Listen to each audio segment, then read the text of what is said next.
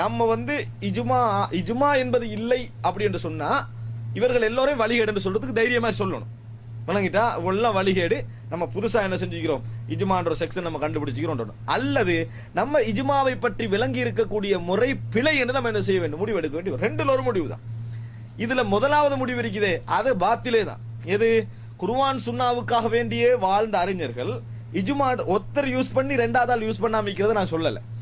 இஸ்லாமிய சமுதாயத்தில் பொது போக்குல இவ்வளவு கால வரிசையிலும் இஜ்மா என்ற சொல் யூஸ் பண்ணப்பட்டிருக்கிறது. குர்ஆனிலும் சுன்னாவிலும் இஜ்மாவிலும் அப்படி என்று சொல்லி யூஸ் பண்ணப்பட்டிருக்கிறது. அப்ப நாங்கள் எப்படி இதை புரிந்து கொள்ள வேண்டும்?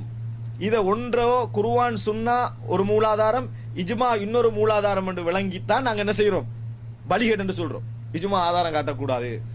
குர்ஆன் சுன்னா இஜ்மா எங்கேயா குர்ஆன் சுன்னால வருதா, அல்லாஹ் ரசூலும் சொன்னதுதான் மார்க்கம், இஜ்மா மார்க்கமா?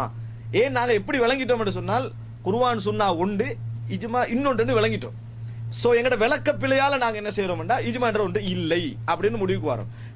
நீங்க நல்லா ரிசர்ச் பண்ணி தேடி பார்த்தீங்கன்னு சொன்னால் இஸ்லாமிய சமுதாயத்தில் எந்த அறிஞரும் குர்ஆனுக்கும் சுன்னாவுக்கும் மேலாக எவருடைய கருத்தையும், எந்த சஹாபியுடைய கருத்தையும், எந்த இஜ்மாவுடைய கருத்தையும் முற்படுத்த மாட்டார்.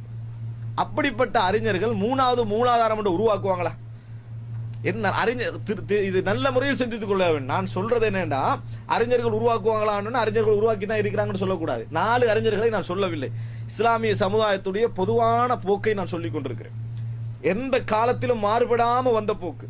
இதெல்லாம் எல்லோருமே இந்த இஜ்மா என்ற சொல்ல யூஸ் பண்ணிக்கிறாங்கன்னு சொன்னா நம்ம இஜ்மாவை மூன்றாவது மூலாதாரம் என்று அந்த உபயோக முறையில் அல்லாமல் குர்ஆனையும் சுன்னாவையும் புரிந்து கொள்கின்ற ஒரு சட்ட முறை என்று புரிந்து கொண்டோம் என்று சொன்னால் இஜ்மா நாங்கள் ஒரு மூணாவது மூலாதாரமா நினைக்க மாட்டோம்.